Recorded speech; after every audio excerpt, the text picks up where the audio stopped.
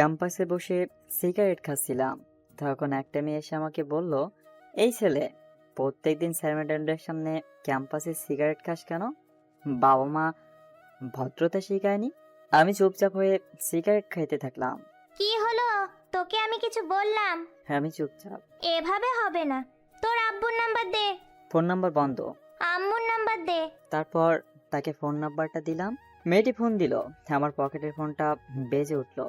ফোনটা বাইর করে কেটে দিলাম। নিজের নাম্বার দিলি কেন? ফাইজলামি করিস? এটাই আম্মুর নাম্বার। আব্বু আম্মু মারা যাওয়ার পর থেকে এটা আমার কাছে থাকে। মেয়েটা আমার কথা শুনে চুপ হয়ে গেল। কিছুক্ষণ দুজনের মধ্যে নিস্তবতা চলল। ও, পরিচয়টা তো দেওয়া হয়নি। আমি ইবু। এবার ইন্টার সেকেন্ড ইয়ারে পড়ি। ছোটবেলায় মা বাবা দুজনে মারা গেছেন। চাচাদের কাছে মানুষ হয়েছি, আর সব পরিচয় গল্পের মধ্যে হয়ে যাবে। চলুন তাহলে গল্পে যাওয়া যাক। আমাদের মধ্যে কিছুক্ষণ নীরবতা পালন করার পর মেয়েটি বলে, নাম কি? আবির। শুধু আবির? আর কিছু নেই? আছে, কিন্তু যাদের দেওয়া ছিল তারা না থাকায় ব্যবহার করার প্রয়োজন মনে করি না। বাসায় কে কে আছে? কেউ নেই। মানে? একা থাকি। কেউ নেই আমার। থাকিস কোথায়? কলেজের পিছনে একটাই বাসায় থাকি। পড়ালেখা কেমন করে চলে? ফ্রিল্যান্সিং করি, ওটা দিয়েই চলে যায়। কোন ইয়ারে পড়িস? সেকেন্ড ইয়ারে। মেয়েটা কিছুক্ষণ চুপচাপ দাঁড়িয়ে রইল। আপনার তো সব জানা হয়ে গেল, এখন আসি বলে চলে আসতে লাগলাম। আমার পরিচয় জানতে চাইবি না? প্রয়োজন মনে করি না। আমি রিমঝিম, অনার্স সেকেন্ড ইয়ারে পড়ি। আচ্ছা, এখন আসি। আচ্ছা যা। ওখান থেকে চলে আসলাম। মেয়েটাকে আমি চিনি, এমনকি কলেজের সবাই চেনে। কলেজের ক্রাশদের মধ্যে রিমঝিম আপু একজন। যেমন সুন্দর দেখতে, তেমন রাগ। কলেজের কত ছেলে তার জন্য হাসপাতালে গেছে তার হিসাব নেই। রিমঝিম আপুর ভাই পুলিশ কমিশনার, তাই সবাই তাকে ভয় করে চলে। কলেজে যেদিন প্রথম তাকে দেখেছিলাম, কেমন যেন ভালো লেগেছিল, কিন্তু সেটাকে আমি পাত্তা দেইনি, কারণ এসব মায়া জড়ানো আমার পক্ষে সম্ভব না। এসব ভাবতে ভাবতে বাসায় চলে আসলাম। ফ্রেশ হয়ে রান্না করলাম, তারপর খেয়ে ঘুমিয়ে পড়লাম, কারণ খুব কম রাতে আমি ঘুমাই। কাজের জন্য জেগে থাকা লাগে। সন্ধ্যায় ঘুম থেকে উঠে বাইরে গেলাম। এক প্যাকেট সিগারেট কিনে নিয়ে আসলাম। সারা রাত জেগে কাটানোর জন্য বক্সে গান আর সিগারেট, এটাই আমার সাথী। একদিন দুদিন কলেজে গেলাম না। এমনিতে আমি অতটা কলেজে যাই না। যেদিন বাসায় বোরিং লাগে সেদিন কলেজে যাই। আমার তেমন কোনো ফ্রেন্ড নাই, একা থাকতে ভালো লাগে। অনেকে আমাকে নিজের বন্ধু ভাবলেও আমি ভাবি না, কারণ আমার অনেক সময় মনে হয় আমি নিজেরই না, অন্য কারো কেমন করে হব। এক সপ্তাহ পর রাস্তা দিয়ে হাঁটছিলাম, হঠাৎ করে কারো ডাক শুনতে পেলাম। পিছনে তাকিয়ে দেখি রিমঝিম আপু। ওই শুন, জি, বলেন। কলেজে আসিস না কেন? ভালো লাগে না কলেজে। আর কিসের জন্য বা যাব? কেন বন্ধু বান্ধবদের সাথে আড্ডা দিতে যাবি? আমার একা থাকাটাই পছন্দ, তাই বন্ধু বান্ধব আমার সেরকম নেই। খুব অদ্ভুত কথা বলিস তো দেখছি। আমি একটু অদ্ভুত, এমনটা সবাই বলে। কাল কলেজে আসবি। দেখি, ভালো লাগলে অবশ্যই আসবো। না আসলে ফোন দেব, দরকার হলে বাসা থেকে টেনে আনবো। আচ্ছা, যাব, কিন্তু কেন যাব সেটা বলেন। এমনিতেই আসবি? আমি কারণ ছাড়া কারোর কথা মানতে পারবো না, ওটা আমার অভ্যাস না। আপনি যদি কোনো কারণে ডাকেন তাহলে আমি যাব, কিন্তু হয়তো বিনা কারণে ডাকলে আমি যেতে পারবো না। আসবি না মানে? তোকে আসতেই হবে। আচ্ছা আচ্ছা, আমি যাব। হুম, এই তো ভালো ছেলের মতো কথা। এখন আসি। কই যাবি? আমি নামিয়ে দিচ্ছি, আয় আমার সাথে। ধন্যবাদ বলার জন্য, কিন্তু আমি হেঁটেই চলে যেতে পারবো। আচ্ছা যা ইচ্ছে কর, কিন্তু কাল যেন কলেজে তোকে দেখি, নইলে কিন্তু খারাপ হবে। আমি যখন বলেছি নিশ্চয় যাব। হুম, মনে থাকে যেন। কথাটা বলে রিমঝিম আপু চলে গেল। আমিও বাসায় চলে আসলাম। রাতে খেয়ে ঘুমিয়ে পড়লাম, কারণ আজ কোনো কাজ নেই। এমনিতে আমি কাল কলেজে যেতাম। বাসায় ভালো লাগছিল না। সকালে ঘুম থেকে উঠে ফ্রেশ হয়ে ব্যাগটা ঘাড়ে নিয়ে বেরিয়ে পড়লাম। কলেজের সামনে একটা চায়ের দোকান, ওখানে গিয়ে চায়ের আড্ডা দিয়ে সিগারেট খেতে লাগলাম। চা খেয়ে কলেজের ভিতরে গেলাম, একটা ক্লাস করে বের হয়ে আসলাম। বাইরে আসতে রিমঝিম আপু সামনে দাঁড়িয়ে আছে। আপনি? আয় আমার সাথে। রিমঝিম আপুর পিছন পিছন যেতে লাগলাম। কি জানি আবার নিজের ভাইকে ডাক দিল নাকি, যদি আবার জেলে দিয়ে দেয় কলেজের আইন ভঙ্গ করার জন্য। এই যে আপু, কোথায় যান? রিমঝিম আপু আমার দিকে একবার তাকিয়ে আবার হাঁটতে থাকলো। তারপর মাঠের এক কোণায় গিয়ে বসলো। আমি গিয়ে পাশে দাঁড়িয়ে রইলাম। কি হলো বস? আমি একটু দূরত্ব বজায় রেখে বসলাম। কাছে যেয়ে বসতে বলল। আমি বললাম, না থাক, ঠিক আছে। আমার ঠিক নেই, কাছে এসে বস। তারপর একটু কাছে গিয়ে বসলাম। সকালে খেয়েছিস? হুম, খেয়েছি। দেখলাম তো কলেজের সামনের দোকানে কি খেলি। আমার সকালে খাওয়া লাগে না, ওই দুটো জিনিস দিয়ে সকাল পার হয়ে যায়। তোর বাসায় রান্না করে কে? আমি করি, কি আর করবে। তুই রান্না করতে পারিস? হুম, পারি। যাক, ভালোই হলো। কেন বলুন তো? আপনি পারেন না, তাতে ভালোর কি হলো? ও তোকে বুঝতে হবে না। তারপর দুজনে কিছুক্ষণ চুপচাপ রইলাম। আচ্ছা, তুই এমন এলোমেলো থাকিস কেন? আমার জীবনটাই এলোমেলো, তাই এলোমেলো থাকাটাই ভালো লাগে। কার জন্য গুছিয়ে রাখবো? তোর কথার মধ্যে কোনো রসকস নাই। সকলের মন জাগানোর কথা আমি বলতে পারি না, তাই হয়তো সবার আমার কথা ভালো লাগে না। আচ্ছা বাদ দে, চল। কোথায়? সকাল থেকে কিছু খাইনি, ক্ষুধা লাগছে। চল কিছু খেয়ে আসি। আপনি যান, আমি বাসায় যাব। আর একটা কথা বললে তোর খবর আছে। তারপর রিমঝিম আপু হাত ধরে টানতে টানতে ওর গাড়িতে নিয়ে গেল। গাড়ি চালিয়ে একটা বড় রেস্টুরেন্টে আসলো। দুজনে ভিতরে গেলাম। কি খাবি বল? আমি কিছু খাবো না। মেজাজ খারাপ করিস না বলে দিলাম। আমি কিছু খাবো না বলে চুপচাপ বসে রইলাম। রিমঝিম আপু নিজেই খাবারের অর্ডার দিল। কিছুক্ষণ পর খাবার চলে আসলো। আমি শুধু খাবার নাড়াচাড়া করতে লাগলাম, কারণ খাওয়ার কোনো ইচ্ছে আমার মধ্যে নাই। সেটা হয়তো রিমঝিম আপুর চোখে পড়ছে। রিমঝিম আপু আমার দিকে রাগী লোক নিয়ে বলল, কি হলো, খাচ্ছিস না কেন? ইচ্ছে নেই। ইচ্ছে নেই কেন? জানি না। তারপর রিমঝিম আপু আমার কাছে এসে আমার মুখের সামনে খাবার ধরলো। আমি হাঁ করে ওর দিকে তাকিয়ে রইলাম। তারপর বলল, নে খেয়ে নে।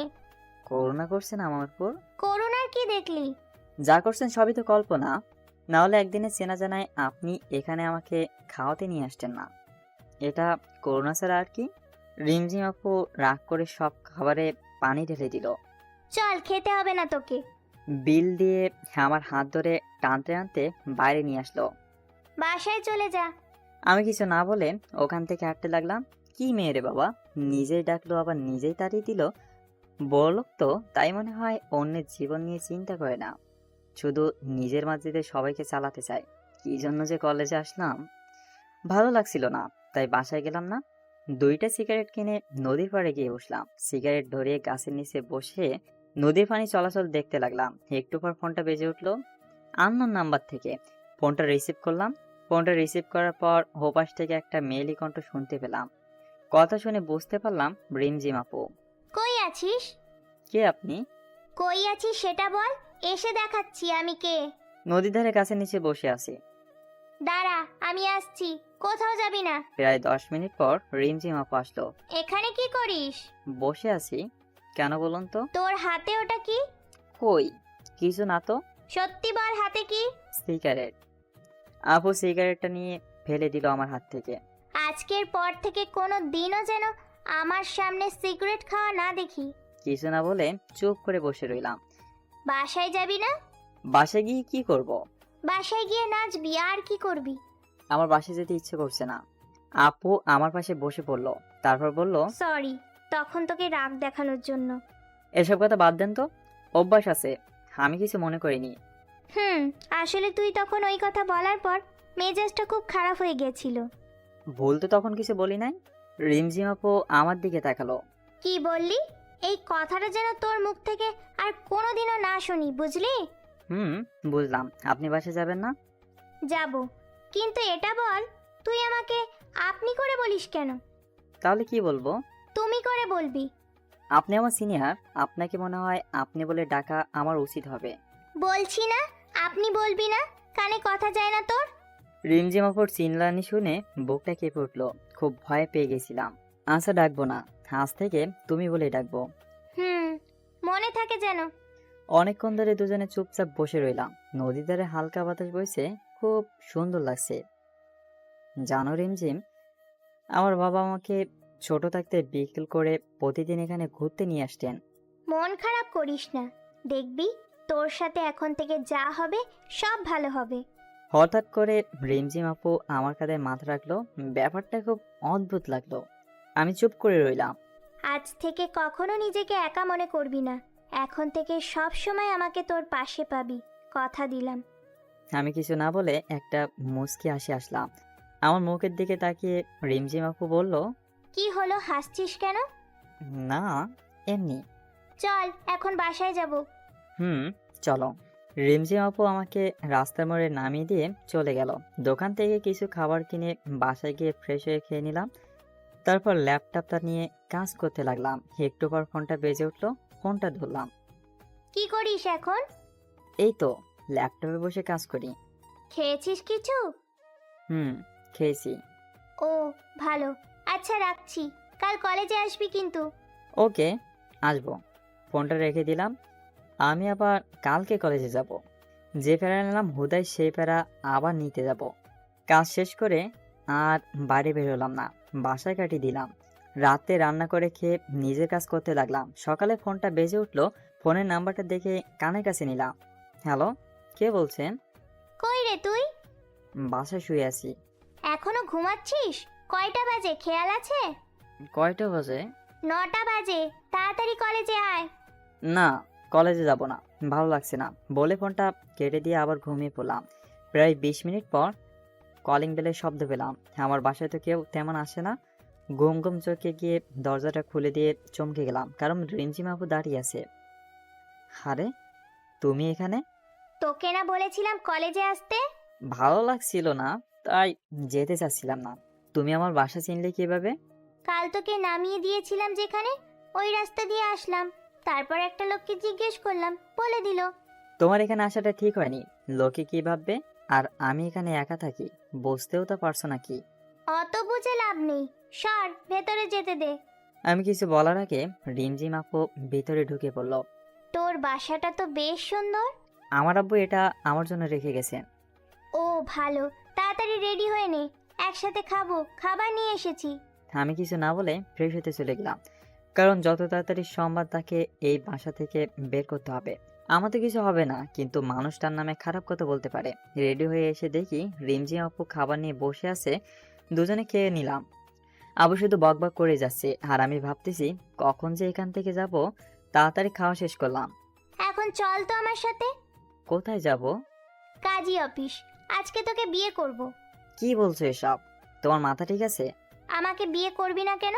আমি কি দেখতে খারাপ? না, সেটা না, কিন্তু তোমার সাথে আমার যায় না। তাই নাকি? কিন্তু আমি যে তোকেই বিয়ে করব। আপুর কথাগুলো শুনে চোখ আকাশে উঠলো। একভাবে তার দিকে তাকিয়ে আছি। আরে ভেবা চেকা খেয়ে গেলি নাকি? আমি তো মজা করছিলাম তোর সাথে। আপুর কথা শুনে কিছুটা স্বস্তি পেলাম। কই যাবে এখন? আজ তোকে গুছিয়ে আনবো। মানে বুঝলাম না। মানে তোর এই চুলের ডালা কাটতে হবে, এত বড় রাখা যাবে না, খারাপ লাগে দেখতে তোকে। লাগবে না, আমি এরকমই ঠিক আছি। আমি চুল বড় করে রাখা আমার ছোটকালের অভ্যাস।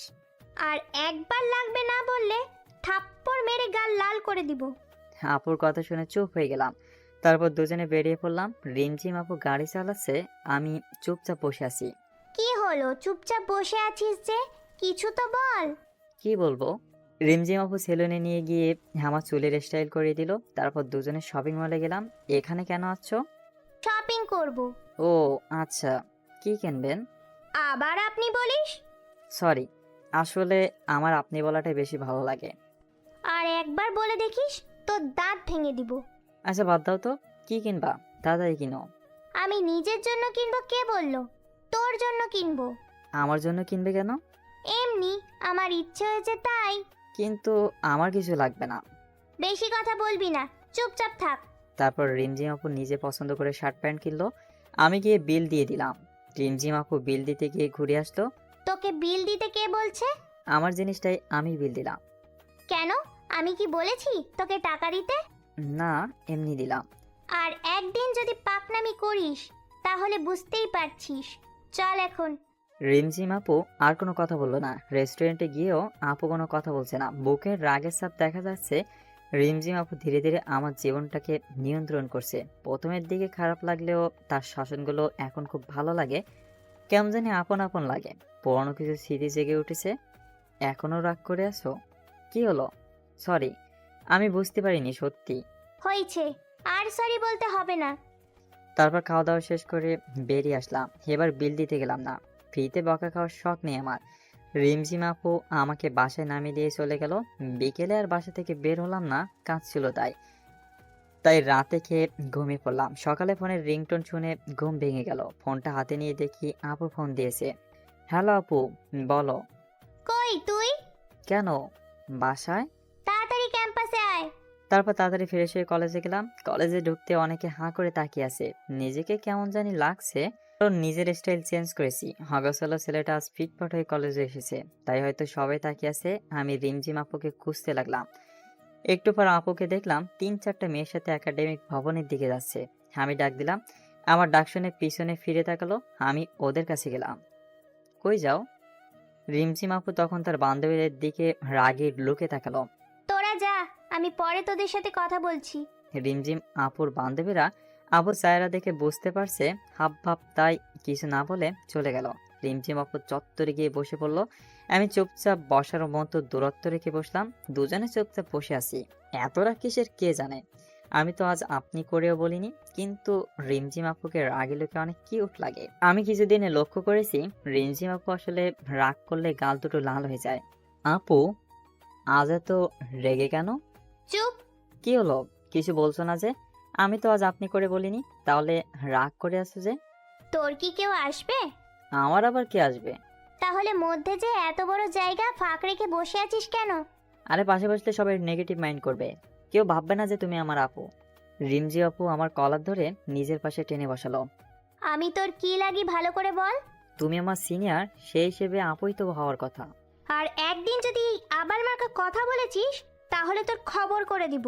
বলদ কথাকার। তখন রিমঝিম আপুর বান্ধবী কোথা থেকে এসে যেন পাশে বসলো। রিমঝিম আপুর রেগে আগুন হয়ে গেল। আমার হাত ধরে নিজের পাশে বসালো। আয়শা, তুই এখানে? কেন, আসা যাবে না নাকি? আমি কি সেটা বলেছি নাকি? আসলে একা একা ভালো লাগছে না, তাই তোদের সাথে গল্প করতে চলে এলাম। ও, খুব ভালো করেছিস। ছেলেটা কে রে? দাঁড়া, পরিচয় করিয়ে দিই। আবির, এ হচ্ছে তোর বড় আপু আয়েশা। আজ থেকে ওকে বড় বোনের মতো সম্মান দিবি, ঠিক আছে? আর আয়েশা, এ হচ্ছে আবির। আজ থেকে ওকে নিজের ছোট ভাইয়ের মতো দেখবি। কি বলছিস এসব? ঠিকই তো বললাম। আমি শুধু ওদের কথা শুনছি। তারপর আয়েশা রিমঝিম আপুকে সাইডে নিয়ে গেল। দুজনে কি যে কথা বলছে, কিন্তু দূর থেকে যা বুঝলাম খুব ঝগড়া করছে। এক পর্যায়ে রিমঝিম আপু কি যেন বললো, আর আয়েশা আপু ওখান থেকে চলে গেল। রিমঝিম তখন আমার কাছে আসলো। এতক্ষণ লাগে আসতে? কি কথা বললা? কোনো কিছু না বলে চুপচাপ পাশে বসে পড়লো। কি হলো? কিছু বলছো না যে? শোন, কাল থেকে তুই কলেজে আসবি না। আসবো না কেন? তাহলে আয়েশা তোর সাথে কথা বলতে পারবে না। কিন্তু কথা বললে কি সমস্যা? সমস্যা আছে, ওর সাথে কথা বলার দরকার নেই। আমি কথা না বললেই তো হলো, তাতে কলেজে না আসার কি হলো? সেটাও কথা। তুই আয়েশার সাথে কথা বলবি না, এমনকি কোনো মেয়ের সাথে কথা বলবি না, ঠিক আছে? আর যদি দেখি, তাহলে তোর একদিন কি আমার একদিন। কি বলবো ভেবে পাচ্ছি না। রিমঝিম আপুর এমন আচরণ আমার বেশ অবাক করেছে। কি হলো, কি কথা বল, মনে থাকবে তো? থাকবে। এই তো ভালো ছেলে, এখন ক্লাসে যা। রিমঝিম আপু নিজের ক্লাসে গেল, আমি আমার ক্লাসে চলে গেলাম। এভাবে বেশ কয়েকদিন পার হয়ে গেল। রিমঝিম আপু আমার জীবনটাকে নিজের মতো চালাতে শুরু করলো, যেমন কোনো আপনজন করে। এসব করার অধিকার আমি রিমঝিম আপুকে অনেক আগে নিজের মন থেকে দিয়ে দিছি, কারণ আমি মনে মনে রিমঝিম আপুকে অনেক ভালোবেসে ফেলেছি। নিজের এই মনটাকে অনেকবার বোঝাতে চেয়েছি তার সাথে আমার যায় না, কিন্তু মনটা মানেনি। মনটা ছুটে গেছে তার কাছে। আমি জানি আমি যেদিন রিমঝিম আপুকে আমার ভালোবাসার কথা বলবো, সেদিন হয়তো সব শেষ হয়ে যাবে। আর আমি আমি আমি সেটা চাই না। তাই আমি তাকে নীরবে ভালোবেসে যাব, কখনো তার কাছে নিজের ভালোবাসার দাবি নিয়ে যাব না। হয়তো শেষে আমার ভালোবাসাটা এক কোণে পড়ে রয়ে যাবে। কথাগুলো ভাবতে ভাবতে মনটা খারাপ হয়ে গেল। পিছন থেকে হঠাৎ রিমঝিম আপু এসে বলে, কি রে, মন খারাপ করে এখানে বসে আছিস কেন? কই না তো। মিথ্যা বলবি না। তেমন কিছু না আপু। আচ্ছা বাদ দে, আয় তোর সাথে একজনের পরিচয় করিয়ে দিই। আমি রিমঝিম আপুর সাথে গেলাম। রিমঝিম আপু কাকে যেন ফোন দিয়ে ডাকলো। একটু পর একটা ছেলে বাইক নিয়ে আসলো। আবির, এ হলো রানী, আমার কাজিন। আর রানী, এ হলো আবির। হাই, কেমন আছেন? তাহলে তুমি আবির? হুম। আপনি আমাকে চিনেন? রিমঝিম বলেছে, এমনকি তোমার ব্যাপারে সব জানি আমরা। আমার আব্বু একটা কথা বলতেন, পাশে যখন কেউ থাকবে না তখন নিজে উঠে দাঁড়াতে হয়। উঠে দাঁড়ানোর সময় কাউকে পাশে পাবে না, তাই নিজে নিজে চলতে শিখতে হবে। আর আমি একাই চলতে শিখে গেছি। সামনের দিনগুলোতে হয়তো একাই থাকতে শিখে যাব। কথাটা বলার পর রিমঝিম আপু আমার দিকে তাকালো। তারপর তিনজনে বসে অনেক কথা বললাম। রিমঝিম আপু রনির বাইকে করে বাসায় চলে গেল, আর আমি আমি আমার বাসায় চলে আসলাম। রনি নাকি এখন থেকে আমাদের কলেজেই পড়বে। পরের দিন ঘুম থেকে উঠে ফ্রেশ হয়ে কলেজের দিকে বেরিয়ে পড়লাম। কলেজে ঢোকার আগে চায়ের দোকানে গেলাম, 1 কাপ চা অর্ডার দিলাম। চা আসতে আসতে একটা সিগারেট কিনে ধরালাম। এর মধ্যে রিমঝিম আপুর ফোন। হ্যালো। কই তুই? এই তো যাচ্ছি। তাড়াতাড়ি আয়। চা আর সিগারেট খেয়ে কলেজে গেলাম। রিমঝিম আপু মাঠের এক কোণে বসে আছে। আমি রিমঝিম আপুর থেকে একটু দূরে গিয়ে বসলাম। রিমঝিম আপু আমার কাছে চেপে আসলো। আমি চুপচাপ আছি। তোকে কতবার বলেছি সিগারেট খাস না? তুমি হয়তো একদিন চলে যাবে, কিন্তু সিগারেট হয়তো আমার পাশে সুখ দুঃখে থেকে যাবে। আমার কথাটা শুনে কিছুক্ষণ চুপচাপ আমার দিকে তাকিয়ে রইলো। তুই কি কিছুই বুঝিস না? কেন? কি আবার বুঝলাম না। কিছু না। রিমঝিম আপু মন খারাপ করে বসে রইলো। আমি চুপচাপ তার মায়াবী মুখটা দেখতে লাগলাম। তারপর আপু উঠে কিছু না বলে চলে যেতে লাগলো। আমি পিছন থেকে ডাক দিলাম, কিন্তু শুনলো না। নিজের গাড়িতে গিয়ে বসলো। আমি গাড়ির সাইডে দাঁড়িয়ে রইলাম। কিছুক্ষণ পরে গাড়ির গ্লাস খুললো। চোখ দুটো লাল হয়ে আছে। আমি উঠে বসলাম। রিমঝিম আপু আমাকে নামিয়ে দিয়ে চলে গেল। অন্যদিন আসার সময় হাজারটা কথা বলে, কিন্তু আজ একটা কথা বললো না। এরপর কাজের চাপে 1 সপ্তাহ কলেজে যাওয়া হলো না। 1 সপ্তাহ পর কলেজে গিয়ে দেখলাম রিমঝিম আপু আর রনি বসে আছে। দুজনে বসে আছে আর হেসে হেসে কথা বলছে। আজ রিমঝিম আপু কলেজে আসলো, তবুও একটাবার ফোন দিল না। খুব অবাক হলাম। এই কয়েকদিন অনেকবার দেখা করতে বলেছে, কিন্তু এই 1 সপ্তাহ প্রায় সারাদিন ল্যাপটপ নিয়ে বসে থাকতে হয়েছে। অনেক বড় একটা ক্লায়েন্ট পাওয়ায় কাজ অনেক বেশি ছিল। আমি ভাবলাম হয়তো ভাবছে আমি কলেজে আসবো না, তবু একটা ফোন তো দিতে পারতো। আমি ওদের না দেখার ভান করে ক্লাসে যেতে লাগলাম। তখন পিছন থেকে রিমঝিম আপু ডাক দিল। আমি ওদের কাছে গেলাম। কেমন আছিস? ভালো, তুমি? ভালো। বস এখানে। ওদের কাছ থেকে একটু দূরত্ব বজায় রেখে বসলাম। ওরা দুজনে কথা বলছে, আমি চুপচাপ ফোন টিপছি। এর মাঝে রিমঝিম আপু আমার সাথে একটা কথাও বলেনি। ব্যাপারটা খুব খারাপ লাগলো। অন্যদিন কলেজে না আসলে ডেকে এনে ঘন্টার পর ঘন্টা কথা বলতো, আর আজ পাশে বসে আছি, তাও মুখ ফুটে একটা কথাও বলছে না। 1 সপ্তাহে এতটা বদল! তোমরা একটু কথা বলো, আমি স্যারের সাথে কথা বলে আসি। রিমঝিম আপু উঠে চলে গেল। জানো আবির, রিমঝিমের মতো মেয়ে পাওয়া ভাগ্যের ব্যাপার। মানেটা ঠিক বুঝলাম না। তুমি জানো না, রিমঝিম আর আমার বিয়ে ঠিক হয়ে আছে। আমাদের পরীক্ষা শেষ হলে বিয়ে হবে। রনির কথাটা শুনে বুকের ভেতরটা কেমন যেন করতে লাগলো। চোখ মুখ অন্ধকার হয়ে গেল। জানতাম এমন কিছু হবে, কিন্তু এত তাড়াতাড়ি হবে তা আমি বুঝতে পারিনি। খুব খারাপ লাগছিল, কি করব বুঝতে পারছি না। এক নিমেষে মনে হয় সব শেষ হয়ে গেল। মনে হয় রনির কথাগুলো কোনো স্বপ্ন। কি হলো আবির, তুমি ঠিক আছো তো? এমন অস্থির লাগছে কেন তোমাকে? কই, আমি তো ঠিক আছি। না, মনে হচ্ছে খুব অস্থির হয়ে আছো। আসলে বাসায় যেতে হবে তাড়াতাড়ি, তাই একটু তাড়াহুড়োয় আছি। ও আচ্ছা। আচ্ছা, আমি তাহলে যাই। রিমঝিম আপু আসলে বলে দিয়েন আমি চলে গেছি। এখনই চলে যাবে? রিমঝিম আসুক। না, একটা বড় ক্লায়েন্ট নক দেওয়ার কথা আছে, আমাকে যেতেই হবে। আচ্ছা তাহলে যাও। আমি ওখান থেকে বাসায় চলে আসলাম। বাসায় এসে আব্বু আম্মুর ছবিটার হাতে নিয়ে বসে পড়লাম। খুব মিস করছি তাদেরকে আজ। কেন তোমরা আমাকে এত তাড়াতাড়ি ছেড়ে চলে গেলে? আমার মতো অভাগা হয়তো খুব কমই আছে। ভালোবাসার মানুষগুলো সব একে একে ছেড়ে চলে যায়।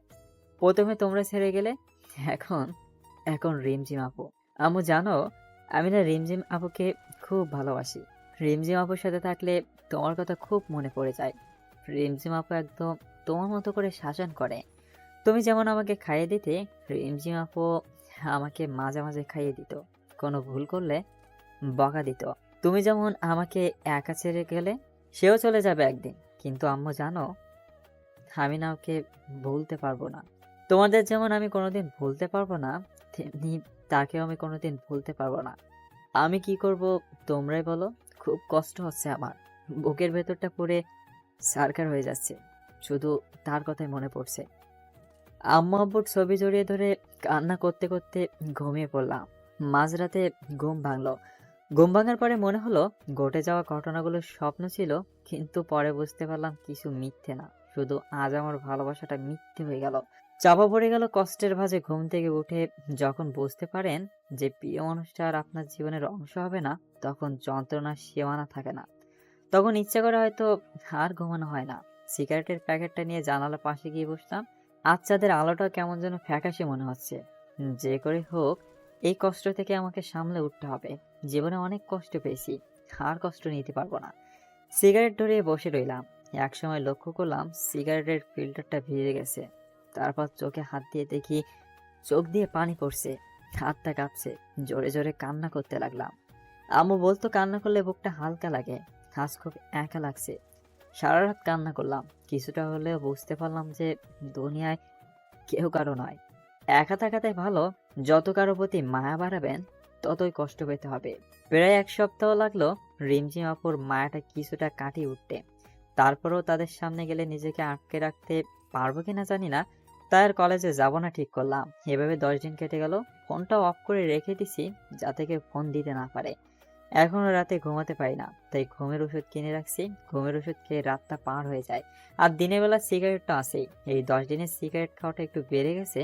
সকালে ঘুম থেকে উঠে একটা সিগারেট ধরিয়ে সেটা শেষ করে ব্রাশ করে বাইরে বেরোলাম। নাস্তা করে বাসায় গেলাম, গিয়ে কাজ করতে লাগলাম। এই 10 দিনে কাজ একদম করা হয়নি। নিজের 1 বছর চলার মতো যথেষ্ট টাকা আছে আমার কাছে। আর আব্বু আম্মু চলে যাওয়ার আগে যা রেখে গেছে তাতে আমার সারা জীবন চলে যাবে।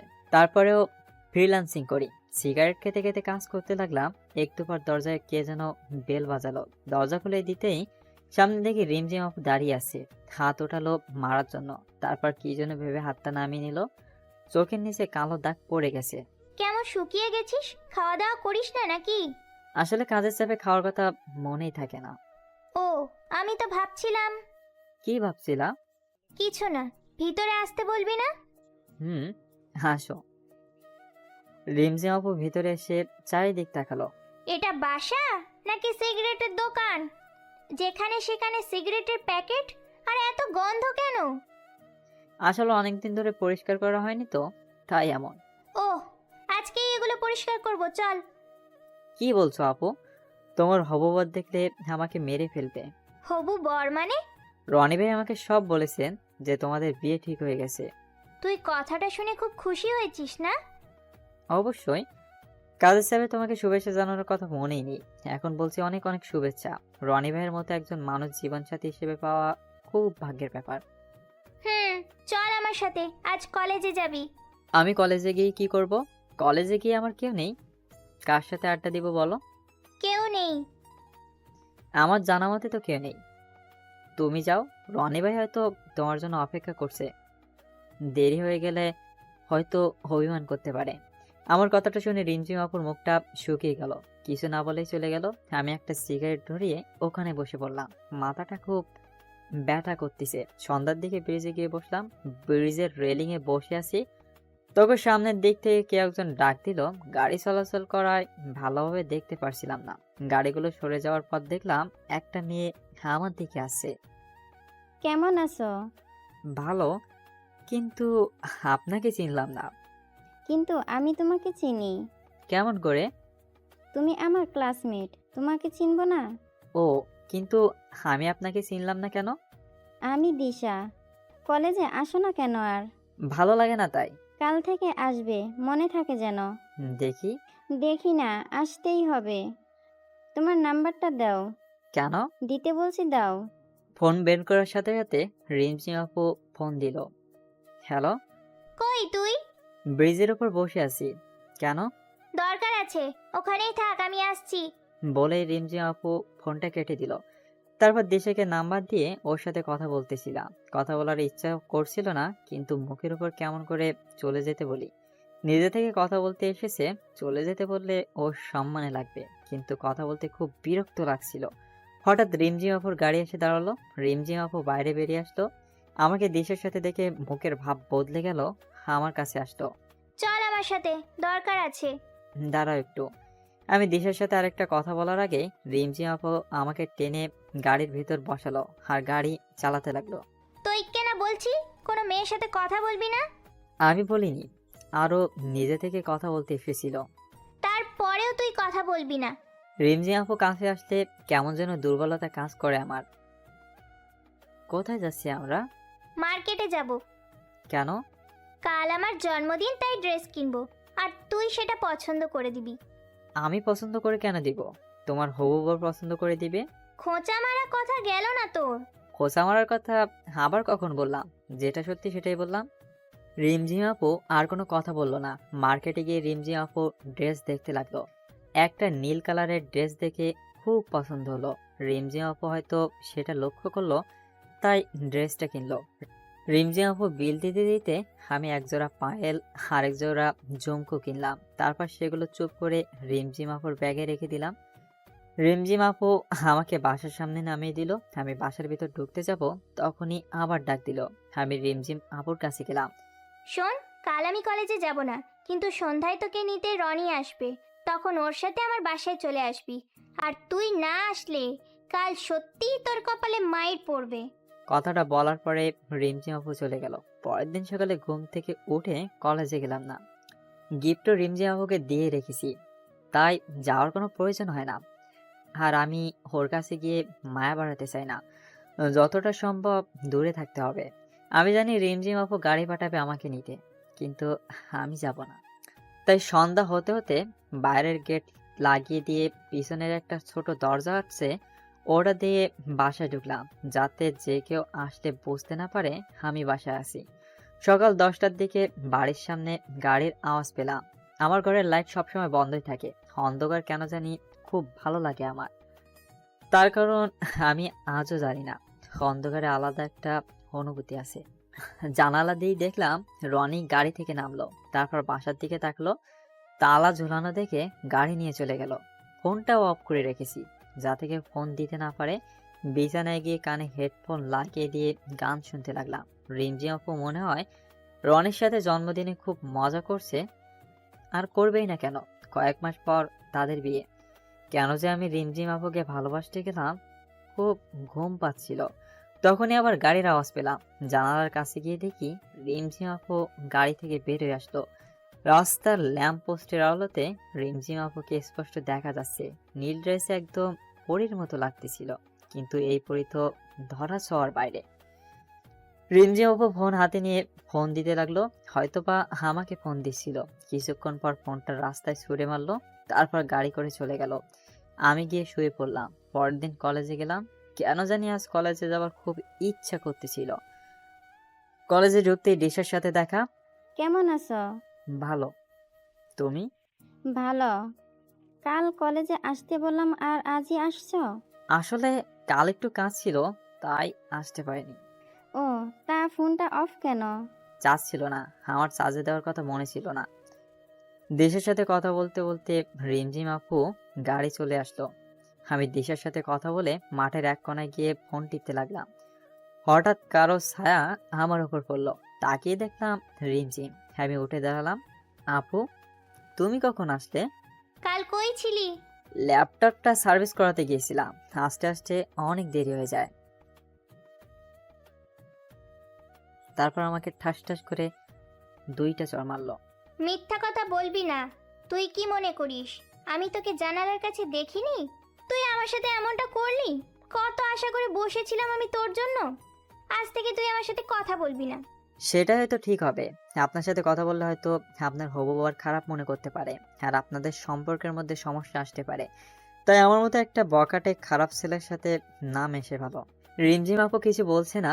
রিমঝিম আপুর চোখের দিকে তাকিয়ে দেখলাম চোখ দিয়ে পানি বয়ে পড়ছে। কারণটা এখনো অজানা। রিমঝিম আপু আর কিছু না বলে চলে গেল। আমি আর ওখানে না থেকে বাসায় চলে আসলাম। আবার আগের মতো হয়ে গেলাম। সেই কলেজে গিয়ে আগের মতো সিগারেট খাওয়া, কারো পরোয়া না করা, একা চলা, কোনো মায়ায় না জড়ানো। 3 দিন পর মাঠের কোনায় বসে নোট করছিলাম, সাথে একটা সিগারেট খাচ্ছিলাম। তখন দেখলাম রিমঝিম আপুর গাড়ি এসে মাঠের মাঝখানে দাঁড়ালো। রিমঝিম আপু গাড়ি থেকে বেরিয়ে আসলো, হয়তো আমাকে দেখতে পাইনি। আমি নিজের মতো নোট করতে লাগলাম। কিছুক্ষণ পর সামনের দিকে তাকিয়ে দেখি রিমঝিম আপু আমার দিকে তাকিয়ে আছে, চোখ মুখ শুকিয়ে গেছে, চোখের নিচে কালো দাগ।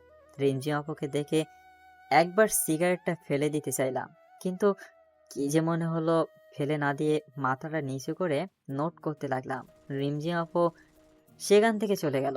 আমি একটু পর বাসায় চলে আসলাম। এরপর প্রতিদিন কলেজে গেলাম রিমঝিম আপুকে একটু আড়াল থেকে দেখার জন্য। প্রতিদিন নিজের মনকে বলি কাল আর যাবো না, কিন্তু পরের দিন ঠিকই কলেজে চলে যায়।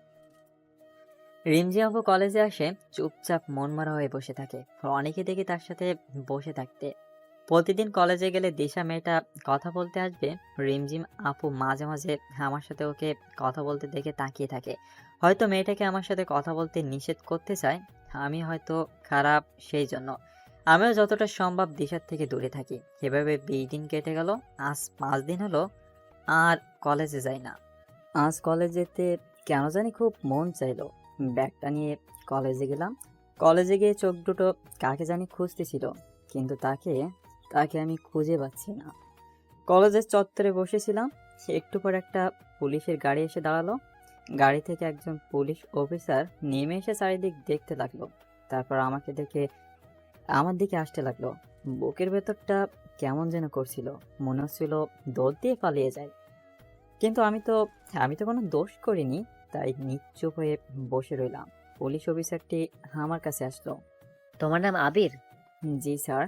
তোমাকে আমার সাথে যেতে হবে, চলো। কিন্তু কেন? আর আপনি কে? আমি রিমঝিমের ভাইয়া। ও, কিন্তু কেন যাব? গেলেই বুঝতে পারবে। কিন্তু কোথায়? আমাদের বাসায়। আচ্ছা, চলুন।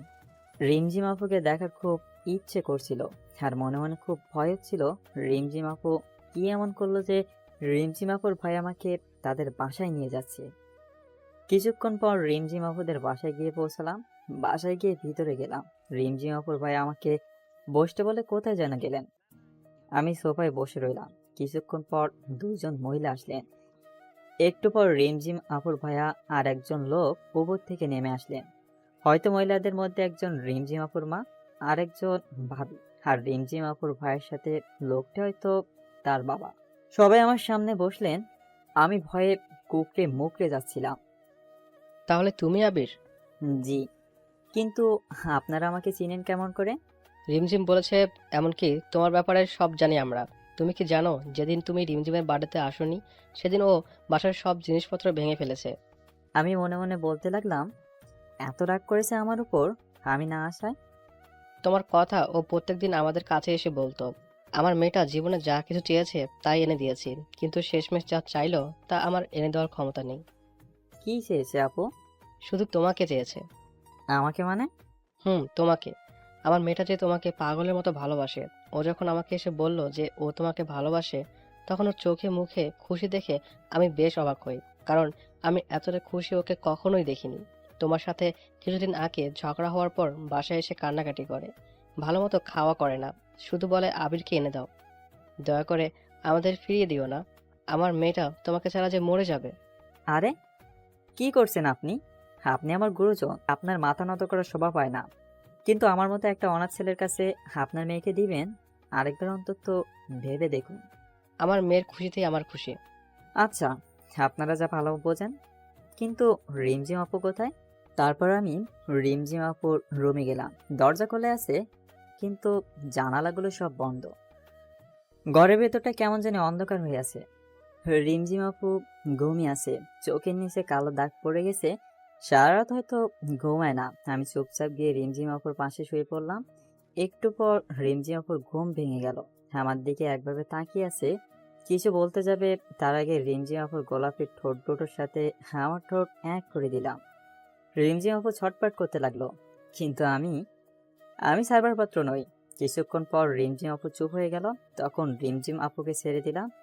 রিমঝিম আপুকে ছেড়ে দেওয়ার সাথে সাথে তোর সাহস কেমন করে হয় আমাকে কিস করার? আর তুই এখানে কি করছিস? কি হলো, কথা বলছিস না কেন? এখানে কি করছিস? আমার বউয়ের কাছে আমি আছি। কার কি? বউ মানে? বউ মানে বউ। আমি কারোর বউ না। ও, তাহলে তুমি আমাকে ভালোবাসো না? না, আমি রনিকে ভালোবাসি। ও আচ্ছা, ঠিক আছে। মনে মনে বলতে লাগলাম, কি মেয়ে রে বাবা, এত রাগ আর এত অভিমান।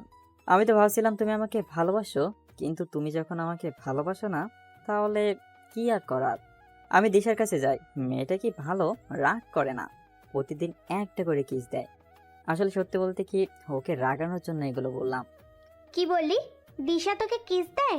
এত বড় সাহস ওর? তুমি রাগ করছো কেন? তুমি তো আমাকে ভালোবাসো না। রিমঝিম আপু আমার চোখের দিকে তাকিয়ে আছে, কিছুই বলছে না। তারপর উল্টো দিক হয়ে শুয়ে পড়লো। আমি পিছন দিক থেকে জড়িয়ে ধরলাম। রিমঝিম আপু নিজেকে ছাড়াবার চেষ্টা করছে, কিন্তু পারছে না। এত রাগ কোথা থেকে আসে তোমার?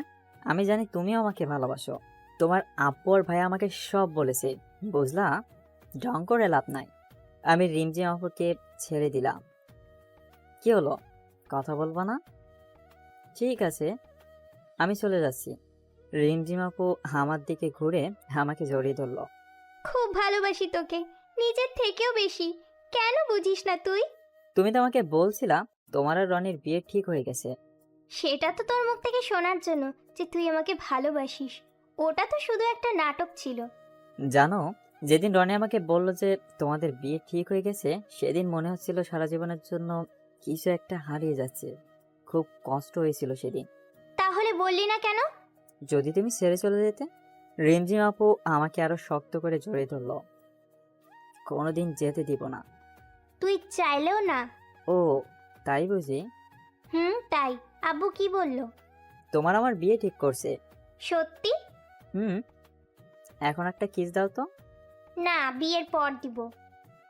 ঠিক আছে, আমি দিশার কাছে যাই। ওর ঠোঁট দুটো কি মিষ্টি। কি বললি? দিশা তোকে কিস করেছে? কই কিস করেছে বল? আমার ঠোঁটে। রিমঝিম আপু তার ঠোঁটের সাথে আমার ঠোঁট এক করে দিল। অনেকক্ষণ পর ছেড়ে দিল। তোর ঠোঁটে শুধু আমার ছোঁয়া থাকবে, আর কারোর না। আর ওই মেয়েকে তো আজ আমি জেলে দিব। আরে আরে, আমি তো মিথ্যা বলছি। দিশার সাথে আমার কিছুই হয়নি।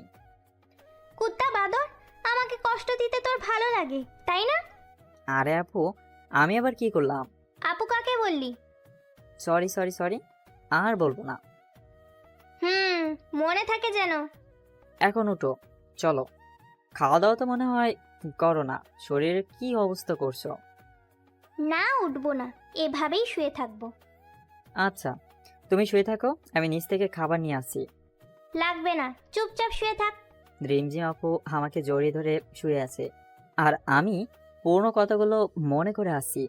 কি থেকে কি হয়ে গেল। সময় বড় অদ্ভুত, কার কপালে কি লেখা আছে কেউ বলতে পারে না। আর কতক্ষণ শুয়ে থাকবা? এবার তো ওঠো। বললাম তো উঠবো না। আমি রিমঝিমকে নিজের থেকে ছাড়িয়ে নিলাম। তারপর রিমঝিমকে কোলে তুলে নিয়ে নিচে নিয়ে আসলাম। কেউ দেখার আগে নামিয়ে দিলাম। কিছু খেয়ে নাও না প্লিজ। পারবো না খেতে, খাইয়ে দে। আচ্ছা দাঁড়াও। আমি রিমঝিম আপুর আম্মুকে ডাক দিলাম। একটু পর তিনি আসলেন, তারপর খাবার বেড়ে দিলেন। রিমঝিম আপুর রুমে চলে গেছে। আমি খাবার নিয়ে রুমে আসলাম। রিমঝিম বসে আছে। কি হলো, চলে আসলা যে? এমনি খাইয়ে দে। আমি রিমঝিম আপুকে খাইয়ে দিলাম। খাওয়া শেষ করে রিমঝিম আপুকে নিয়ে বাইরে ঘুরতে বেরোলাম। আজ আমি খুব খুশি, কিন্তু আব্বু আম্মু থাকলে আরো ভালো হতো। সন্ধ্যায় রিমঝিম আপুকে বাসায় রেখে চলে আসলাম। পরের দিন সকালে রিমঝিম আপু ফোন দিয়ে তাদের বাসায় ডাকলো। যাওয়ার পর দেখি সবাই বসে আছে। আবির রিমঝিম চাই যে তোমাদের বিয়েটা কালকেই হোক। কিন্তু আঙ্কেল, এত তাড়াতাড়ি? আর আমি তো এখনো পড়ালেখা করি। সেটা আমিও ওকে বললাম, আগে তুমি পাশ করো, একটা চাকরি করো, কিন্তু ও কিছুতেই মানতে চাচ্ছে না। আঙ্কেল, এটা নয় যে রিমঝিমকে বিয়ে করার পর আমি তাকে ভালো রাখতে পারবো না। আমার আব্বু আম্মু যা রেখে গেছে তাতে আমি সারা জীবন বসে খেলেও শেষ হবে না। কিন্তু আমি আমি এখন বিয়ে করতে চাচ্ছি না। তখন রিমঝিম আপু সাইডে রাখা ফুলদানিটা ছুঁড়ে মারলো দেওয়ালে। আমি যখন বলেছি কাল বিয়ে হবে, তার মানে কালকেই বিয়ে হবে। আর বিয়ে না হলে আমি কিছু একটা করে ফেলবো, আর তার দায় তোর হবে। কথাটা বলেই রিমঝিম আপু উপরে চলে গেল। সবাই চুপচাপ হয়ে গেল। আচ্ছা আঙ্কেল, আপনি বিয়ের ব্যবস্থা করুন। তারপর আঙ্কেল বলল, আচ্ছা বাবা, তুমি পারবে আমার পাগলি মেয়েটাকে দেখে রাখতে? তোমার কাছে আমরা সারা জীবন ঋণী হয়ে থাকবো। আমি উপরে চলে আসলাম। রিমঝিম আপু ব্যালকনিতে গিয়ে দাঁড়িয়ে আছে। আমি রিমঝিম আপুকে পিছন দিক থেকে জড়িয়ে ধরলাম। রিমঝিম আপু আমাকেও জড়িয়ে ধরে কাঁদতে শুরু করে আর বলে, আমি তোকে সত্যি খুব ভালোবাসি। তুই আমাকে ছেড়ে কোথাও চলে যাস না প্লিজ। আমি তোকে ছাড়া এই পৃথিবীতে আমার দম বন্ধ হয়ে আসে। আমিও কাঁদতে থাকলাম আর চিন্তা করলাম, যদি আব্বু আম্মু বেঁচে থাকতো তাহলে তারা সত্যি অনেক খুশি হতো যে রিমঝিমের মতো একটা মেয়ে আমার বউ হতে চলেছে। হঠাৎ করে রিমঝিম আপু আমাকে বলল, আচ্ছা, আমি তো তাকে বলেছিলাম যে এই পৃথিবীতে তুই শুধু আমার, আর আজ আমার সে স্বপ্ন পূরণ হতে চলেছে। কালকে সকালে তো আমাদের বিয়ে, তাই না? তোমাকে কে বিয়ে করবে? তুমি তো আমার থেকে সিনিয়র। কথাটা শুনে রিমঝিমের চোখ মুখ লাল হয়ে গেল। কি একটা হয়ে গেল হঠাৎ করে, বুঝতে পারলাম না। তখন আমি একটা মুচকি হাসি দিয়ে বলতে থাকি, রিমঝিম, তোমাকে রাগালে কিন্তু আরো সুন্দর লাগে। যা, তুই আমার সাথে কথা বলবি না। আমি তোর কেউ না। আমার কাছে কেন এসেছিস? যা, চলে যা। আচ্ছা, আমি তোমার সাথে একটু মজা করছিলাম। তুমি আমার কে জানো না? এই পৃথিবীতে তুমিই আমার সব। থাক, আর নাকামি করতে হবে না। আমি বুঝে গেছি তুই সত্যি সত্যি আমাকে ভালোবাসিস না। আমি তোকে আমার হৃদয় দিয়ে ভালোবাসি। আচ্ছা, তুমি বাদ দাও তো এসব। জীবনে অনেকদিন একা কাটিয়েছি, হঠাৎ করে তুমি আমার জীবনে এসেছো। এখন কি আমি তোমাকে ছেড়ে দিব নাকি? চলো, আমরা এখন নিচে যাই। তুমি আমাকে এখন এগিয়ে দিয়ে আসবে। না, কোথাও যেতে পারবি না। সারা জীবন সারাক্ষণ তুই আমার পাশে থাকবি। আচ্ছা, তোমাকে ছেড়ে কোথাও যাব না আমি, কথা দিচ্ছি। হুম, এবার ভদ্র ছেলের মতো কথা বলছিস। আচ্ছা, আমি আর তুই আজকে সারা রাত গল্প করব। আচ্ছা, কালকে তো আমাদের বিয়ে, তখন কালকে রাতে আমরা অনেক গল্প করব। এখন আমার যেতে হবে জান। তুমি তো বুঝতেই পারছো যে আমি একা ছাড়া কেউ নাই। আমার তো সবকিছু কেনাকাটা করতে হবে। না, তোর কোনো কিছু লাগবে না। আমার শুধু তুই হলেই চলবে। কথা শুনে আমি রিমঝিমকে আমার বুকে জড়িয়ে নিয়ে বলি, আই লাভ ইউ। আমি সত্যি তোমাকে ছাড়া বাঁচবো না। তুমি আমার সব কিছু রিমঝিম। আচ্ছা চল, এবার আমরা নিচে যাই। আমার খুব ক্ষুধা লাগছে। চলো তাহলে, আমি তোমাকে কোলে করে নিচে নিয়ে যাচ্ছি। আচ্ছা চল তাহলে। কোলে করে নিয়ে হাঁটছি আর বলছি, উফ, কি যে খাও তুমি, এত ওজন কেন? কি বললি শয়তান? তোর জন্য এখন আমি এত চিকন হয়ে গেছি, আর এখন তুই বলছিস আমি মোটা? তারপর আমরা গল্প করতে করতে নিচে চলে যাই। ডাইনিংয়ে গিয়ে দেখি খাবার রেডি করে রেখেছে রিমঝিমের আম্মু। আমি রিমঝিম আমাকে খাইয়ে দেয়। আর বিভিন্ন গল্প করতে করতে আমার হঠাৎ করে ঘড়ির দিকে চোখ পড়ে যায়। ও মা, এখন দেখি 9:30 বেজে গেছে। আমাকে তো কিছু কেনাকাটা করতে হবে নতুন বইয়ের জন্য। আমি বললাম, আচ্ছা, আমরা তাড়াতাড়ি খাবার শেষ করি, চলো। খাওয়া দাওয়া শেষ করে আমি রিমঝিমকে বললাম যে আমার একটা ফিক্সড ক্লায়েন্টের নক করার কথা রয়েছে, আমার এখন চলে যেতে হবে। তুমি কিছু মনে করো না, আমি সকালে তোমার বাসায় চলে আসব। এখন আমাকে একটু যেতে হবে। আচ্ছা ঠিক আছে, যা, কিন্তু তাড়াতাড়ি আসবি কিন্তু। তোকে যদি আমার ফোন করা লাগে তাহলে তোর সত্যি সত্যি খবর আছে। ওকে, আমি কাল সকালে তোমার বাসায় চলে আসব, তুমি কোনো চিন্তা করো না। কপালে একটা চুমু খেয়ে আমি চলে আসলাম। যদিও হাঁপুর মন খারাপ হয়েছে, কিন্তু কি বা করার, আমার তো কিছু করতে হবে। হয়তো ওদের মতো বড়লোক আমি নই, কিন্তু আমার আব্বু আম্মু যা রেখে গেছে তা দিয়ে আমার চলে যাবে সারা জীবন। আমি দ্রুত বাসায় এসে ড্রয়ার থেকে কিছু টাকা নিয়ে আমি চলে যাই অলংকারের দোকানে। শুনেছি মেয়েরা নাকি অলংকার অনেক ভালো দেখায়, আর আমি রিমঝিমকে সারা জীবন সুখী শান্তিতে রাখতে চাই। মোটামুটি কিছু গয়না কিনলাম। বাসায় আসার আগে আব্বু আম্মু কবরটা জিয়ারত করে আসলাম। আর তাদেরকে বললাম যে তোমরা থাকলে আরো অনেক ভালো হতো, কিন্তু তোমরা তো চলে গেলে আমাকে একা রেখে। আমার কপাল কেমন আম্মু, তুমিও তো থাকতে পারতা, কিন্তু তা তো আর হলো না। আমি দোয়া শেষ করে আবার আমার বাসায় চলে আসলাম। তাড়াহুড়া করতে করতে আমার মোবাইলটা নিতে ভুলে গিয়েছিলাম। দেখি আমার মোবাইলে রিমঝিম অনেকবার কল করছে, এসএমএসও করছে যে আমার কি হয়েছে, আরও অনেক কিছু। কিন্তু আমি তো আর বসেছিলাম না, আমি তো ওর জন্য কিছু কিনতে গেছিলাম।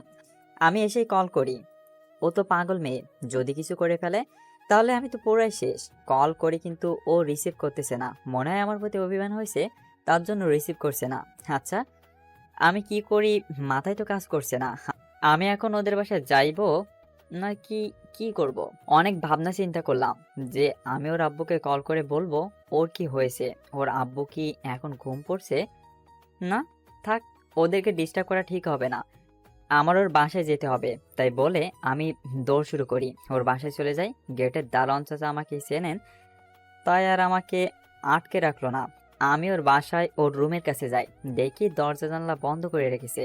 এই মেয়েটা না যা করে, একে নিয়ে আমি কি করব? ওকে ডাকতে থাকলাম। রিমঝিম, কই তুমি? দরজাটা খোলো। কি হয়েছে তোমার সোনা? আমার উপর কি রাগ করেছো? আমি তোমার জন্য বিজি ছিলাম। আমি শুধু তোমার। তোমাকে ছাড়া আমি বেঁচে থাকতে পারবো না। দেখি কোনো সাড়া শব্দ নেই। দেখি কোনো সাড়া শব্দ নেই। কি হলো? ও কি কোনো কিছু তাহলে সত্যি সত্যি করছে নাকি? দরজা খোলো প্লিজ। আমি তোমার কাছে চলে এসেছি। আচ্ছা, এই জ্যোৎস্না রাতে মনে হয় ও ছাদে গিয়েছে। যাই তাহলে ছাদে গিয়ে দেখে আসি। আমি দ্রুত ছাদে যাই। জ্যোৎস্নার রাত, তাই সবকিছু দেখা যাচ্ছে। না, ও তো কোথাও নাই, খুঁজে পাচ্ছি না। আচ্ছা, ওর কি হলো? তা না হলে আমার উপর কি তাহলে রাগ করছে? আমি ছাদ থেকে একটা জোরে চিৎকার করি যে, হে আল্লাহ, তুমি আমার সবকিছু কেড়ে নিও না। এখন রিমঝিমও আমাকে ছেড়ে কোথায় গেল? অনেক জোরে জোরে চিৎকার করতে থাকি। বাসার সবাই ঘুম ভেঙে গেল। সবাই ছাদে চলে এলো আর আমাকে বলতে থাকে, কি হয়েছে বাবা, তুমি এত জোরে চিৎকার করছো কেন? ওর ভাই, ভাবি, ওর আব্বু সবাই আমার পাশে এসে দাঁড়িয়েছে। আমার একটু ভয় ভয় লাগছে সবার সামনে, কিন্তু কথা বলতে হবে। আমি জোরে চিৎকার করি, রিমঝিম। কি হয়েছে বলো, আমাদের বলো, আমরা দেখছি। এত চেঁচামেচি করো না বাবা। না মানে, রিমঝিম কোথায়? ওকে তো কল করলাম, ফোনটা রিসিভ করলো না। কি হয়েছে? আমি ওর রুমের কাছে এসে অনেক ডাকলাম, কিন্তু ওর কোনো সাড়া শব্দ না পেয়ে আমি ছাদে আসি। আচ্ছা বুঝেছি বাবা, যা হয়েছে এবার চলো নিচে, চলো নিচে গিয়ে দেখি। তারপর নিচে গিয়ে দেখি রিমঝিম রুম থেকে বেরিয়ে আসছে। আমি ওকে সবার সামনে জড়িয়ে ধরলাম আর বললাম, তোমার কি হয়েছে? ফোনটা কেন রিসিভ করলো না? রিমঝিম কোনো কথা না বলে ওর আম্মুকে বলে, দেখো, আমি তোমাকে বলেছিলাম যে দেখ, আম্মুও রাতে এই বাড়িতে আসবে। রিমঝিম তো কান্নাকাটি শুরু করে দিয়েছিল। না মানে, আমি একটু বাইরে গিয়েছিলাম, কিন্তু আমার মোবাইলটা নিতে ভুলে গিয়েছিলাম। তার জন্য আমি কল ধরতে পারিনি। এই, তুই কোনো কথা বলবি না। তোকে কতবার কল করেছি, তোর কোনো মায়া দয়া নাই? আচ্ছা বাবা, সরি। রিমঝিম রাগ করে বলছে, তা ওর দুটি চোখ দেখে বোঝা যাচ্ছে। তারপর আমি রিমঝিমের আম্মুকে বললাম, আন্টি, কি হয়েছিল? রিমঝিম কেন আপনার রুমে? আসলে রিমঝিম বলছিল কালকে সকালে ওর বিয়ে, তার জন্য ও আজকে রাতে আমার সাথে ঘুমাতে চায়। তাই আমি আজকে আমার কোলে মাথা রেখে ঘুমিয়ে দিছি। ও আচ্ছা, ঠিক আছে, কিন্তু আমি ফোন দিলাম তো রিসিভ করলো না কেন? আচ্ছা বাবা, তুমি একে নিয়ে যাও তো, ওকে তুমি ছাড়া আর কেউ বুঝতে পারবে না। আচ্ছা সরি, আমি সত্যি সত্যি সরি, আর হবে না বাবা। আচ্ছা, চলো আমার সাথে। না, আমি তোর সাথে যাব না। আমি এবার জোর করে ধরে কোলে তুলে নিয়ে রিমঝিমকে ওর রুমে নিয়ে গেলাম। তুই আমার সাথে এমনটা করিস কেন? তুই জানিস না আমি তোকে ছাড়া কিছু চাই না? তারপর আমি রিমঝিমকে বেডে বসিয়ে দিয়ে বললাম, আচ্ছা, অনেক হয়েছে বাবু, আর কখনো এমনটা হবে না। এবার তোমার পাটা একটু দাও তো প্লিজ। তারপর আমি পকেট থেকে পায়েলটা বের করে রিমঝিমকে পরিয়ে দিলাম। এরপর বললাম যে, তুমি একটু এইদিকে আসো তো। আমি তখন রিমঝিমকে গলায় নেকলেসটা পরিয়ে দিলাম। রিমঝিমকে সেই লাগছে। রিমঝিম খুব খুশি হয়ে বলে, তুই এসব কোথায় পেলি? আমি এতটা গরিব না, বুঝেছো? তোমাকে খুশিতে রাখতে পারবো, এতটুকু সামর্থ্য আমার আছে। আজকে আমরা সারা রাত গল্প করব। তোকে ছাড়া না আমি থাকতে পারি না। তারপর আমরা অনেক গল্প করি। রিমঝিমের চোখে চোখ রাখতে পেরে আমি সত্যি খুব খুশি। সকাল হলো, মোটামুটি তেমন আয়োজন ছাড়া আমাদের বিয়েটা হবে, কারণ আমরা একটু বয়স কম। আর তাছাড়া আমার তো আপন কেউ নাই। এখন রিমঝিমের পরিবার আমার সব কিছু, যেমনটা রিমঝিম আমার কাছে আমার সব কিছু। রিমঝিমের ভাই থানা থেকে এসে আমাদের বিয়ের সব ব্যবস্থা করবেন। রিমঝিমের ভাবি সকালে কোথায় যেন গিয়েছিল, হয়তো রিমঝিমের ভাইয়ের সাথে। হঠাৎ করে তারাও চলে এলেন। দেখে অনেক কেনাকাটা করে এসেছে তারা। তখন 12টা বেজে গিয়েছিল। আমি আর রিমঝিম একটু বাইরে গিয়েছিলাম, অনেকদিন একসাথে বাইরে যাওয়া হয় না, তাই রিমঝিমও রাজি হয়ে বলল যে হ্যাঁ চলো। আমরাও বাইরে গিয়ে অনেক ঘোরাঘুরি করলাম। বাসায় এসে দেখি সবকিছু গোছানো। আমি আর রিমঝিম ওর পরিবার একসাথে কাজে অফিসে গেলাম। আমার বিয়েটা বাসায় হচ্ছে না, কারণটা সকলে জানেন, বুঝতেই পারছেন। কাজী সাহেব আমাদের বিয়ের কাজ সম্পন্ন করেন। রিমঝিম কবুল বলে আমি কবুল বললাম। আমাদের নতুন জীবন শুরু করতে যাচ্ছি। রিমঝিমের পরিবার অনেকটা খুশি ছিল আমাকে তাদের একমাত্র জামাই হিসেবে পেয়ে। আস্তে আস্তে রাত হয়ে আসলো। এখন আমাদের বাসর রাত। রিমঝিমকে আগে ওর ভাবি রুমে রেখে আসছিল। এবার আমার পালা, আমাকে নিয়ে যাবে। তখন ভাবি একটু মজা করলো আমার সাথে। নতুন বউয়ের কাছে গেলে আমাদেরকে খুশি করতে হবে। ভাবি, আপনি তো আমার অবস্থা জানেন। না, কোনো কথাই কাজ হবে না, টাকা দাও, তোমার বউয়ের কাছে যাও। আমি ভাবিকে মজা করে 2 টাকা দিয়ে বললাম, এটা নেন ভাবি। এবার ভিতরে যেতে দিন। ভিখারি নাকি আমি? তারপর ভাবিকে 1000 টাকা দিলাম। অবশ্য ভাবিও আমাকে একটা জিনিস উপহার দিয়েছিল, সেটা নাকি সব স্বামীর লাগে। আমি একটা মুচকি হাসি দিয়ে ওটা নিয়ে রিমঝিমের কাছে যেতে থাকি। বধূ সেজে রিমঝিমকে সেই লাগছে। আমি ওর কাছে গেলাম, ওর ঘোমটা খুললাম, রিমঝিমের দিকে তাকিয়ে থাকলাম। রিমঝিম মাথাটা নিচু করে আছে। আমি ওর সামনে গিয়ে বলতে লাগলাম, আজ আমি কত খুশি, কিন্তু এ সময় যদি আমার আব্বু আম্মু বেঁচে থাকতো তাহলে তারাও খুব খুশি হতেন। রিমঝিম আমার দিকে তাকিয়ে দেখে আমার চোখ দিয়ে পানি পড়ছে। আমাকে বলে, কি হয়েছে, তোমার চোখে পানি কেন? আমি বললাম, আব্বু আম্মুর কথা ভীষণ মনে পড়ছে, ওনারা থাকলে তোমাকে দেখে অনেক খুশি হতেন, কিন্তু তার হলো না। রিমঝিম বলে, চলো আমরা তাহলে এখন তোমার আব্বু আম্মুর কবরটা জিয়ারত করে আসি, আমাদের নতুন জীবনের জন্য তাদের কাছ থেকে দোয়া চেয়ে নিয়ে আসি। আমিও বললাম, চলো। পরে ওর গাড়িতে আমি আর ও চলে গেলাম আব্বু আম্মুর কবরের কাছে। সেখানে গিয়ে আমরা দুজনে মিলে আমাদের নতুন জীবনের জন্য দোয়া চাইলাম। আব্বু আম্মুর কবর জিয়ারত করার পর আমরা বাসায় চলে আসলাম। আবারও ঘরে গেলাম। আমরা দুজনে ফ্রেশ হয়ে আমাদের জীবনে যা কিছু ঘটে গেছে সেটা আমরা শেয়ার করতে থাকি আর হাসাহাসি করতে থাকি। রিমঝিম একটু পর যেন চুপ হয়ে গেল। আমি তো বুঝতে পারছি রিমঝিম কি চায়। আমি রিমঝিমকে একটা থাক হ্যাঁ নাই বললাম। আমাদের বৈবাহিক জীবনের প্রথম রাতটা আমাদের খুব ভালো লাগছিল। পরে আমরা হানিমুনে যাব এটা ঠিক করা হলো যে আমরা কোথায় যেতে চাই। রিমঝিম বলে ও বাইরের দেশে কোথাও যেতে চায় না, ও কক্সবাজার যেতে চায়। কারণটা পরেই বলছি। আমিও বললাম, হুম, আমরা তাহলে কক্সবাজার যেতে চাই। ওর ভাইয়া সবকিছু ব্যবস্থা করে দেন। আমরাও ওখানে গিয়ে অনেক মজা মাস্তি করলাম। আমার নদীর কাছে যেতে ভীষণ ভালো লাগতো, তার জন্য রিমঝিম কক্সবাজার যেতে চেয়েছিল। আমাদের বিয়েটা হুট করে হয়ে গেল। এমনিতেই আমার কেউ ছিল না, আমার দায়িত্বটা এবার রিমঝিম নিতে পারবে। আমার অগোছালো জীবনটা পরিপূর্ণ রূপ দিল যেন রিমঝিম। পরে আস্তে আস্তে আমাদের জীবন সবকিছু চেঞ্জ হয়ে যায়। নতুন জীবনে আমরা খুব ভালো আছি, কিন্তু আমি তো বেকার ছিলাম। একটা চাকরির দরকার ছিল আমার। রিমঝিমের ভাই একটা চাকরির ব্যবস্থা করে দিল। একদিন অফিস থেকে ফেরার পথে হঠাৎ দিশার সাথে দেখা হলো। আমাদের মধ্যে অনেক কথাবার্তা হলো। তারপর দিশা বলে, আচ্ছা চলো না গো, আমরা একসাথে একটা কফি খেয়ে আসি। হুম, কিন্তু আমার না ভালো লাগছে না, কেমনটা যেন মনে হচ্ছে। কেন, কি হয়েছে তোমার? এমনটা মনে হবে কেন? আমরা তো বন্ধু, বেস্ট ফ্রেন্ড। চলো, তোমার সাথে অনেক দিন পর দেখা হয়েছে আমার। এখন আমার সাথে একটা কফি না খেলে হবে না। আচ্ছা চলো। কিন্তু রিমঝিম তোমার সাথে থাকলে ভালো হতো খুব। আমরা একসাথে জমিয়ে আড্ডা দিতে পারতাম। হুম, তা হতো, কিন্তু এখন তো নাই, তাই আমরা এখন জমি আড্ডা দিব। তারপর আমরা কফি শপে গেলাম, ভিতরে গিয়ে কফি আড্ডা করলাম। আচ্ছা দিশা, আমি না তোমার কথা বুঝতে পারলাম না। তোমার আব্বা আম্মা মারা গেল আর তুমি এত কম বয়সে এত বড় কোম্পানির দায়িত্ব নিতে গেলে কেন? তুমি তো বিয়ে করতে পারতে। সে কপাল কি আমার আছে? আবির, তুমি তো জানো আমি কলেজে থেকে একটা ছেলেকে খুব ভালোবাসতাম, কিন্তু হলো না। ওকে ভালোবাসার অধিকার আমার হলো না। ও অন্য কারো হয়ে গেছে। আমি দিশার কথা শুনে বুঝতে পারলাম যে দিশা আমাকে বেশ পছন্দ করত, কিন্তু আমার তো কিছু করার নাই। আমি রিমঝিমকেও খুব ভালোবাসতাম এবং এখনো বাসি। সারা জীবন রিমঝিমকে ভালোবাসবো। রিমঝিম আমার জীবনের সব। রিমঝিম আমার জীবনের আছে বলে আমি আজ এতিম ছেলে থেকে একটা ভালো জীবন উপহার পেয়েছি। কপিটা শেষ করতে রিমঝিম আমাকে কল করলো। কোথায় তুমি? আমার খুব তোমাকে মনে পড়ছে। তুমি এখন বাসায় চলে আসো প্লিজ। আচ্ছা, আমি এখনই আসছি, তুমি কোনো চিন্তা করো না। আমি এত সময় দেরি করি না। আমার অফিস 5টার সময় শেষ হয়ে যায় আর আমি দ্রুত অফিস থেকে বাসায় চলে যাই। কিন্তু আজকে দেশের সাথে দেখা, আজকে আর তাড়াতাড়ি যেতে পারিনি, তার জন্য রিমঝিম আমাকে কল করছে। আচ্ছা দিশা, আজ আমি আসি। তোমার সাথে পরে কোনো এক সময় জমি আড্ডা দিব। আমার এখন বাসায় যেতে হবে। আচ্ছা তাহলে চলো একসাথে বের হই। আমি বাড়িতে দ্রুত চলে আসি। এসে রিমঝিমকে ওর গিফটটা দিলাম।